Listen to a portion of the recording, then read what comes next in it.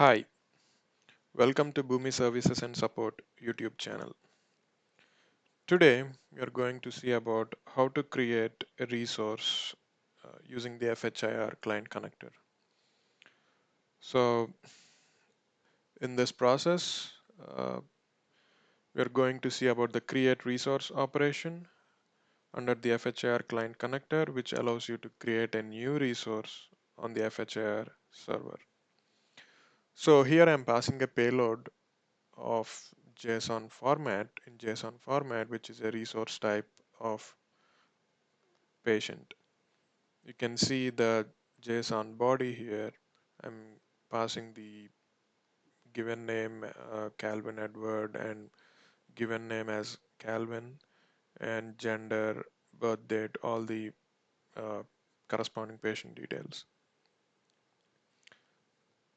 And let me close this. Let's go to the FHIR client connector. I'm using the same connection, which is the open public server FHIR server, and the authentication type is none. And here I'm selecting the action as create resource. So let me go ahead and create a new operation, or let me use this existing operation and click import operation to import patient profile or patient object. So let me select my local item, my connection, and the FHIR server version goes as R4. Document format is JSON.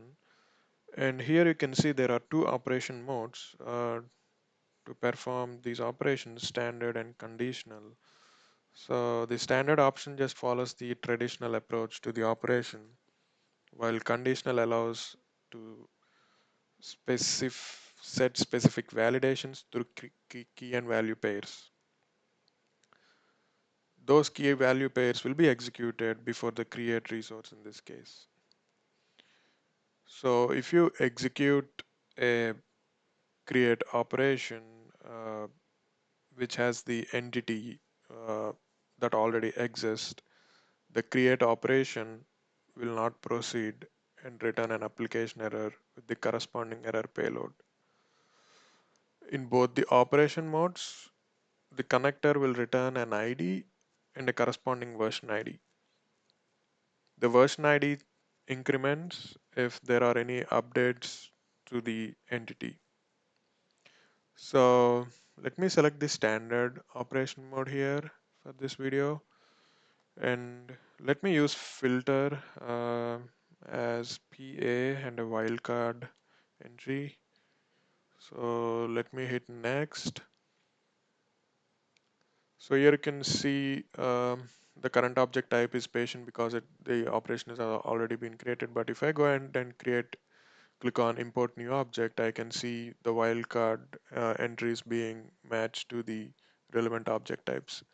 So let me hit patient here, hit next. Yep, let me hit finish.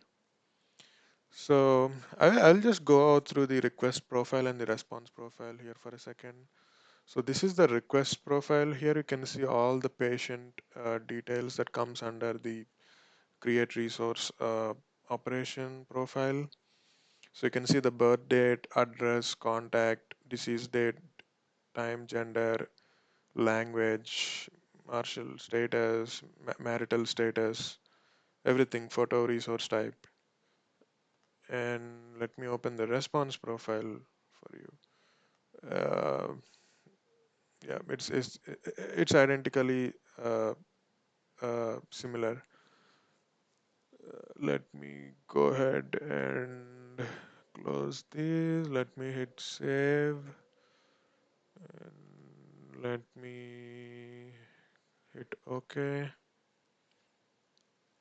Let me test this process and see if the patient resource is created. Let me test it with my local item.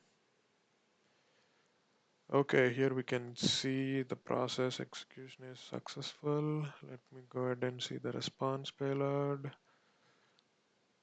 Yes, it did create the patient resource type with Calvin Edward, all the patient details, and here goes the ID for this patient and the version ID.